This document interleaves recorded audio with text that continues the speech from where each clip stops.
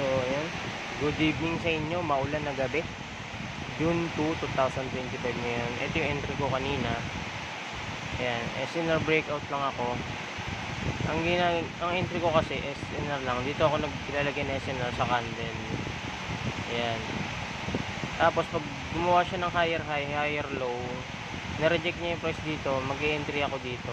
Ang nangyari kasi kanina, na-late na ako ng entry.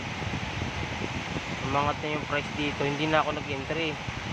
Ang ginawa ko, hinintay ko na lang mag-close yung candle na 30 minutes. Pag nag-close siya sa above na resistance, mag-entry ako. Makulan kasi ngayon kaya medyo maingay. So nung nag-close siya dito, ngayon, dito yung price kanina, gumawa siya ng panibagong bullish candle. Pero ang nangyari, nung pag-entry ko, naglagay ako ng stop loss. Hinit niya muna yung stop loss bago siya pumunta dun sa entry ko. Ito yung kasi yung target ko, itong kulay blue na to eh. Yung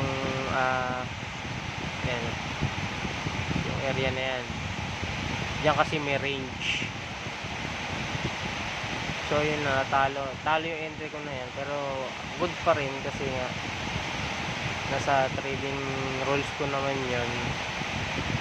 So bukas ang gagawin ko, tatanggalin ko na yung hindi ko na hintayin mag-closing yung candle kasi mas komportable ako pagka nag-impulse entry. Yung pag nag-close dito yung na-break yung above, hindi siya nag-close. Na-break yung yung resistance, entry na kagad ako dyan. Dito banda yung stop loss ko, tapos hayaan ko na yung ganun setup, no? One trade a day lang ako, so medyo yan, nasasanay na rin ako sikmurain yung talo. Sanay na kasi part naman talaga ng trading yung pagkatalo. So sanay na ako nun, pagka natalo yung trade na yan, out na ako ngayong araw na to. Stay away na ako, tapos tulog na ako. Alas 6 ngayon eh, ay alas 8 na ngayon, London session.